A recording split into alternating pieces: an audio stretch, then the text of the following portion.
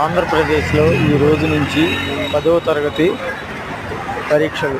పరీక్షా కేంద్రాల వద్ద విద్యార్థుల తల్లిదండ్రులు కోలాహలంగా ఉంది.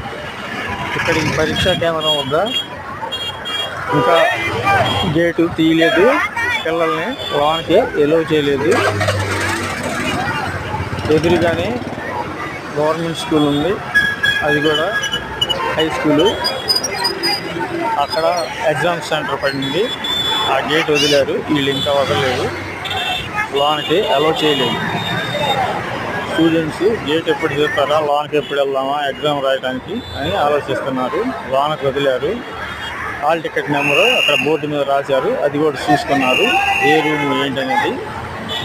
ఇది సువిశాలమైన స్కూలు, ఇది ప్రైవేట్ స్కూలు. ఈ స్కూల్లోకి స్టూడెంట్స్ పేరెంట్స్ వచ్చారు, రూముల్లోకి వెళ్తున్నారు.